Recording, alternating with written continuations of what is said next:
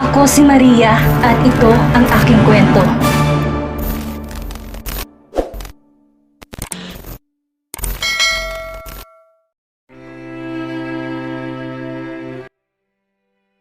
Ilang araw nang lango ng alak si Dark. Ganon ang gawain niya nung di siya sinipot sa kasal ni Ira. All that's left to him is the engagement ring that he gave to her and a letter from Ira telling him that she's sorry if she wants him to wait for her to come back. Maghihintay naman siya kaya niyang gawin yon. Pero nasan ba ito ngayon? Nasan ang asawa niya? Bakit sinabi nitong ikakasal na ito sa iba? Paano yun? May nakilala ba tong ibang tao at doon ito magpapakasal? But Ira told him to wait for her, right? Gulong-gulo ang utak ni Dark dahil doon. Sa sobrang pagiging absent-minded niya, hindi niya namalayan na nasa likod niya na si Caleb. Madilim ang ekspresyon nito habang nakatitig kay Dark. Nang magsasalin pa si Dark ng alak sa shot glass, agad na lumapit si Caleb at tinabig ang kamay ni Dark. Napaangat ang tingin ang lasing ng si Dark at hindi niya mapagsino ang taong naroon. Dark tried to reach out for the liquor but Caleb was one step ahead. Nalayo ang hawak kaya't nagalit si Dark. Magrereklamo sana si Dark nang makaramdam siya ng paghampas sa likod ng batok niya. Nagising si Dark na masakit ang ulo at katawan. Nang dumilat siya, alam niyang nasa isa siyang hotel room. Pabalik ko siyang bumangon at sa ganong tagpo naman, bumukas ang pinto ng hotel room na tinulugan ni Dark. Si Caleb ang nakita niya. "What am I doing here?" Tanong niya sabay sapo sa ulong kumikirot. "You're here because I need to talk to you." "About what?" "Look, I'm looking for your cousin and you don't want to help me, right? So why are you in front of me? Want to rub it on my face that I was ditched by my wife on our wedding day?" Dark didn't want to snap at Caleb but he couldn't help it. Mainit ang ulo niya lalo't di niya pa rin nakikita si Ira. Sa dami ng pera niya, wala man lang magawa yon para mahanap kung sang lupalop ng mundo nagtungo si Ira. Bakit ba siya pinagtataguan nito? Wala naman siyang maling nagawa sa asawa, hindi ba? They were happy, so why did she leave him? Caleb crossed his arms and stared at Dark for a couple of seconds before he slowly said his speech. "What if I got a way to help you locate my cousin? But it will take years for her to come back. Are you still willing to help for her?" Napatayo si Dark at napasugot sa direksyon ni Caleb. Hinawakan niya magkabilang balikat nito at bahagyang inalog. "Where is my wife? Is she safe?" Ano ba bang dahilan kung bakit siya umalis? Inalis ni Caleb ang pagkakahawak niya rito at nagtungo to sa isa sa mga bakanting upuan na nasa loob ng hotel room at umupo doon. "She left because she needs to protect the people around her." Hindi maunawaan ni Dark ang sagot ni Caleb. "What do you mean by that?" "It's a secret, Dark, Wayne. To know the secrets we're keeping, you need to put your life online. To help Cristel, you will risk your life and you might even lose your life. Do you want to take risk?" Kahit walang kasiguraduhan na babalik si Ira. Gulong-gulo ang utak ni Dark. Caleb's words were too vague to comprehend. Para siyang nangongolekta ng puzzle pieces na hindi naman magkakatugma kaya wala siyang mabuong larawan. Ganoon ang pakiramdam niya ngayon. But one thing's for sure, Ira left because she wants to protect someone. Siya ba o kasama siya sa mga taong gusto nitong protektahan? But from whom? Bukod kay Hailey, may tao pa bang gustong gawan sila ng masama? Sa naisip na si Ira pa ang gustong magprotekta sa kanya, nakaramdam ng panliliit si Dark. Siya tong lalaki. He should be the one who protects his family. Bakit ganito na wala man lamang siyang alam? Dark tightly clenched his fist. With that thinking, he looked straight at Caleb's eyes and said seriously, "Even if I need to risk my life just to know what's happening with Ira, I will gladly do it. Wala akong pakialam kung mawala man ang buhay ko basta maprotektahan siya." Caleb nodded his head as if he expected this answer from Dark. "Then listen carefully to what I will reveal, Dark Wayne." Doon nalaman ni Dark ang buong pagkatao niya.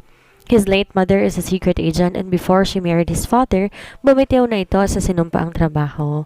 Bumalik lang to sa pakiusap ng isa sa higher-ups na iligtas sa isang former agent din na may kasamang anak.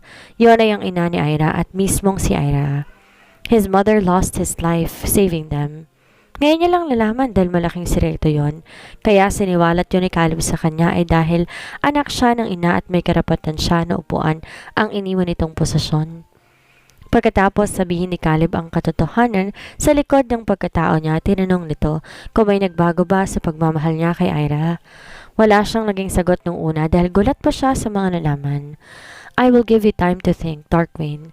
Kung gusto mo pa rin tumuloy bilang agent, tawagan mo ko. Pero kung nagbagong pagmamahal mo kay Cristel dahil isa siya sa dahilan kung bakit ka nawalan ng ina, kalimutan mo na lang usapan natin to. You have the freedom to choose to either dive into our complicated and dark world or walk away and live a peaceful life. The decision is yours. Umalis na si Caleb, ngunit malalim pa rin nag-iisip si Dark. Hindi siya galit kay Ira tulad ng nasa isip ni Caleb, but he's too surprised to know that Ira and him have a deeper connection aside from being her savior. In the end, Dark chose to be one of them, and that's when he had a new identity aside from Dark Wayne Oxford. He is Agent Aster. Halos maging manipis ang sandbag na patuloy pinagsusuntok ni Dark sa sobrang lakas ng mga suntok na binibitawan niya. He really wants to kill someone to unleash all the pent-up negative emotions he's feeling right now. Seeing Ira marrying someone is like a punch in the gut. Halos mabaliw siya nung panoorin niyang babaeng mahal niya na kinasal sa iba at wala siyang magawa kundi ang manood lang dahil kung pipigilan niya yon magkakagulo. Lahat ng pinaghirapan nila mawawala na parang bula. But he could feel hurt, right? Shit! The pain is indescribable. Para siyang pinapatay habang nasa ganong sitwasyon na yung asawa niya ay nakikipagpalitan ng pangako sa ibang tao.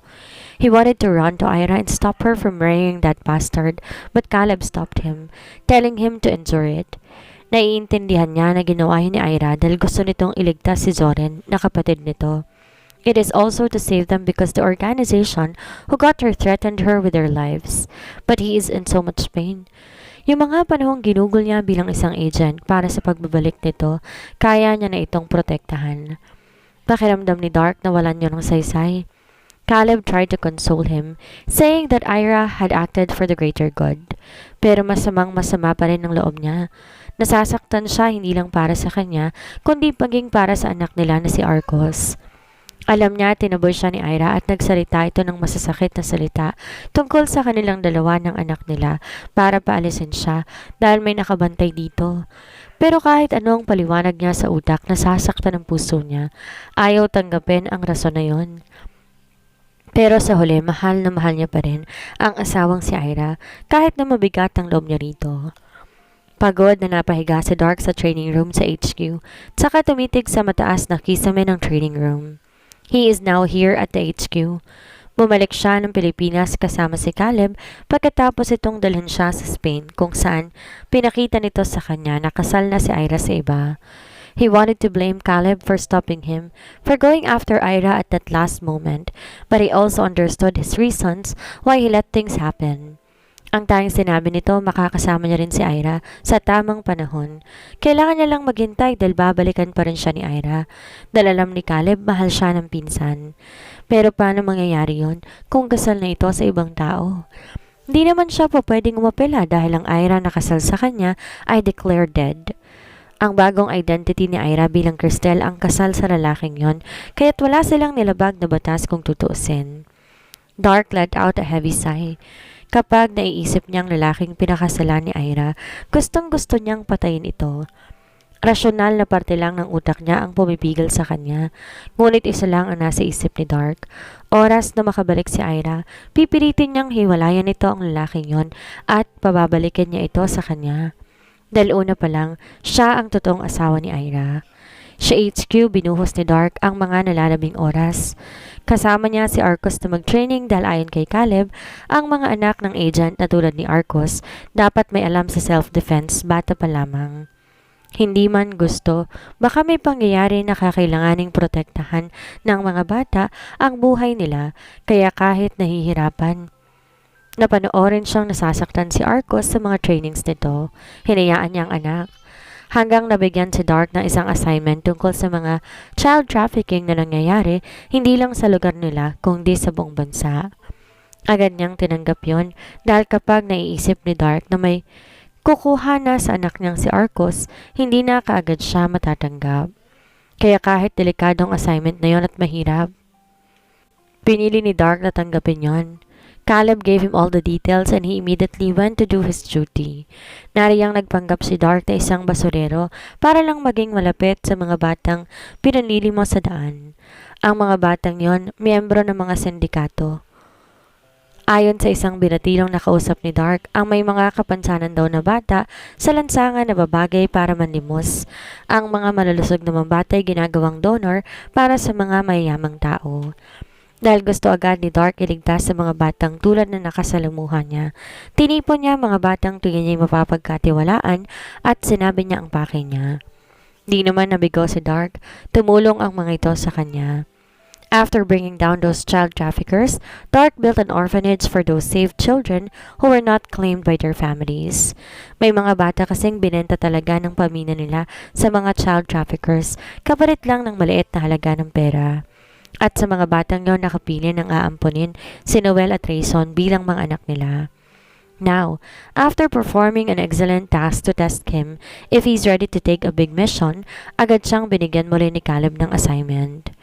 Pinadadala siya nito sa Spain para kumuha ng impormasyon tungkol sa RLS. Ang organisasyon kumuha sa asawa niyang si Ira. And Ira will be his partner on this assignment. She is my partner? What do you mean by that? Make it clear to me, Caleb. Ani Dark pagkapasok sa loob ng office ito. Tumikwas ang kilay ni Caleb.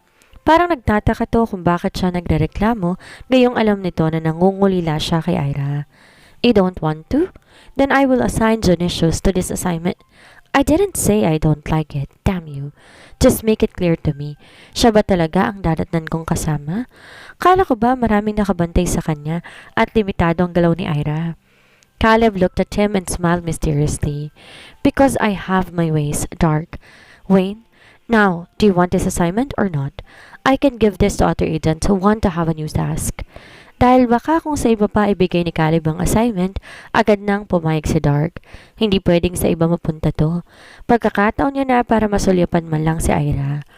He's longing for her but he knows it's not yet the right time for them to reunite. Pero dahil sa gantong pagkakataon, may chance siya na makasama to kahit sandali lang. Ngunit bago yon, mahigpit ang bili ni Caleb sa kanya na hindi maaaring malaman ni Ira na isa siyang secret agent. Knowing that means the assignment is unsuccessful. Maaari ding maraming problema ang kaharapin nila kapag nalaman ni Ira na secret agent siya at alam niyang dahilan nito. May tsansa na po pwedeng umurong si Ira sa kalagitnaan ng pag-iimbestiga nila sa RLS at kahit ayaw magpanggap ni Dark, tinikis niya ang loob. Alam niya, maraming madadamay, kaya nanahimik siya at sinigap na ibahin ang ayos. Pinanghahawakan niya na lang ang pagkatao ni Caleb sa kanya na balang araw, babalik din sa kanya si Ira at magiging maayos din ang lahat. Nang makarating si Dark ng Spain, halos balutin niya ang katawan ng damit at overcoat na suot. Maging pagpapakulay ng may kahabaan niyang buhok ay ginawa niya. Nagpaturo din siya kay Agent Antigon kung paano ibahin ang boses dahil alam niya hindi maiiwasan na mag-usap sila ni Ira sa oras ng misyon. Maaari na magbigay ng duda ang boses niya, kaya sinanay siya ni Antigon na ibahin ang boses. Kaya nung makaharap niya si Ira at nakailang nakaw ng tingin sa kanyang babae, kabado si Dark na baka nakilala siya nito. Ngunit nung makita na hindi siya nakilala ni Ira, hindi mawari ni Dark kung makakahinga ba na maluwag o madidismaya dahil hindi nga siya nakilala nito. Kaya sa buong durasyon ng paghawak nila ng task, madalang niya itong kibuin. Bukod sa hindi siya dapat magpahalata, may tampo sa kanya na hindi nga siya ni Ira na mukhaan man lamang. God, make up your mind, Dark. Kastigo niya sa sarili. Natapos ang task nilang dalawa at nung panahong nagpaalam na ito, na naisip ni Dark na matagal na panahon na naman ang lilipas para makita niyang muli si Ira, agad na itong sinalya sa puno na ikinagulat nito. Bago pa ito makapagreklamo, malalim na halik na ang ginawa niya kay Ira. Dahil sa gulat nito, nakaawang ang bibig nito at iyon ang sinamantala ni Dark para galugarin ng dila ang loob ng bibig nito. And because of this, Ira pushed him away then punched him in the face. Instead of getting angry, Dark thought that she was cute acting this fiercely towards him. Masamang tingin ang ginawa nito sa kanya. Punong-puno ng emosyon ang mukha nito na hindi naman maisatinig. Sa huli, dinuro siya nito. Bumulong ng mura bago mabilis na tumalikod. Kita ang galit sa paglalakad. Pinanood naman ni Dark ang papalayong si Ira. Kahit nagustuhin man niya na ikulong sa yakap nito, hindi pa tong tamang oras kaya nagkasya na lamang siya sa mga sandaling iyon na kahit maikli ay nakasama si Ira. Nang makabalik pagkatapos makakuha ng ilang matibay na ebidensya laban sa RLS, binigay yon ni Dark kay Caleb.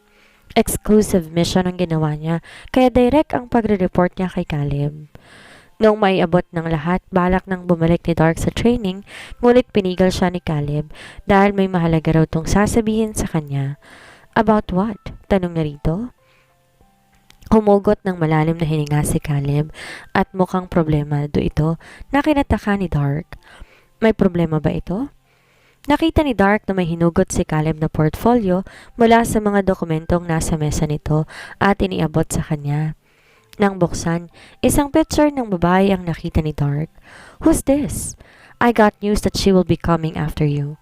Kukunin niyang loob mo para magmanman tungkol kay Cristel. She will make sure you won't get back together with Cristel. Nagulat si Dark sa narinig.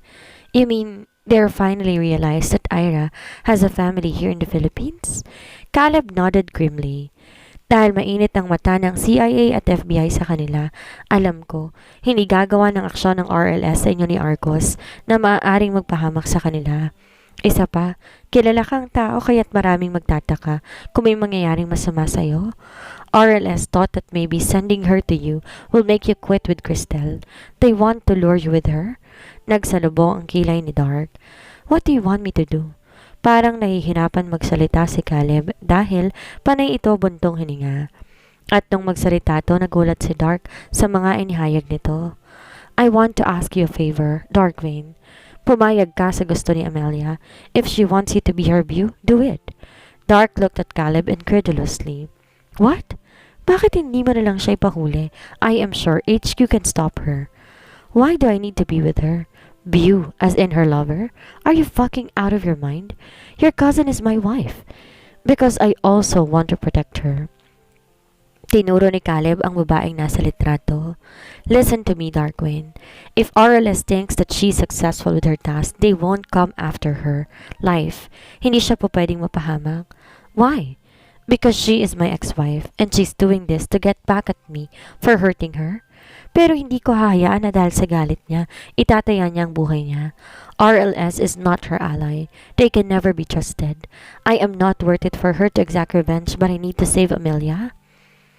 Nakakakilos na si Dark dahil nakalipas na rin ang ilang araw. Gusto na ngang umalis si Dark sa ospital, ngunit kailangan pa nilang manatili doon ng ilang araw para masiguro na safe na lumabas si Dark.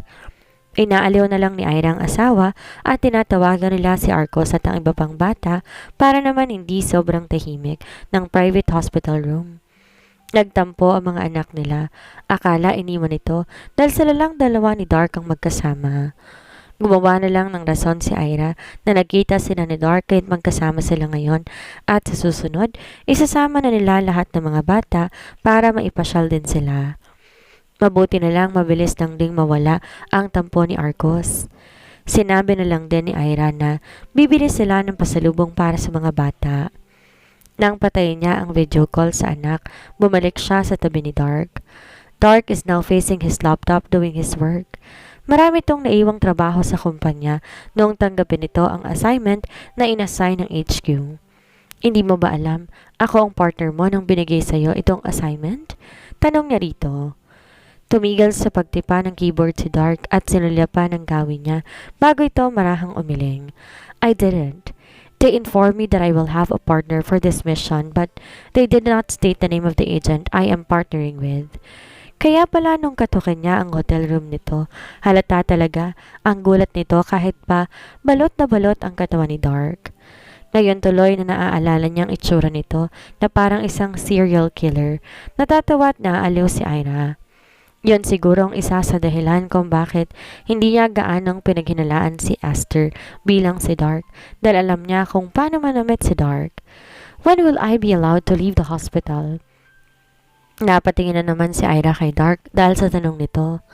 Pinanliitan niya to ng mga mata na nakuha naman agad ni Dark na nagbabanta siya gamit ang mga titig. Dark smiled helplessly. Hey, I am not being negligent about my health, but I want to live here because I will show you something. Ano naman yun? Humalukip-kip siya at tinaasan to ng kilay. Misteryoso ang ngiti naman ang sinagot sa kanya ni Dark. Nang makakuha ng go signal mula sa mga doktor at nakita naman ni Ira na kaya na ni Dark na asikasuhin ang sarili, tandaan na magaling na nga ito. Pumayag na siya na i-discharge ito. Halata naman ni Ira na parang nagmamadali si Dark na umalis sa ospital na hindi lang tungkol sa amoy gamot ang lugar na yon, kaya ayaw ni Dark na manatili doon kundi may malalim pang dahilan.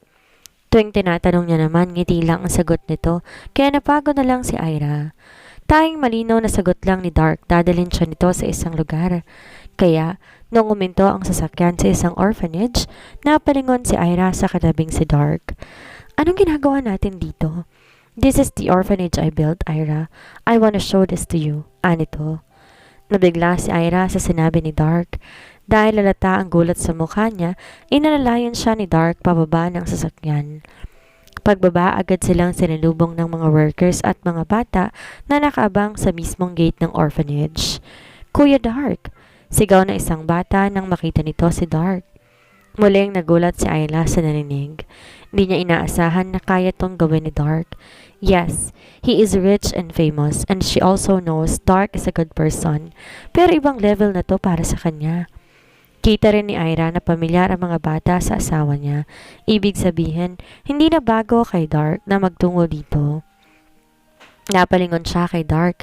Kita niya ang ngiti sa lamin nito habang nakikipagkwentuhan sa mga bata, habang siya naman ay nakamasid dito.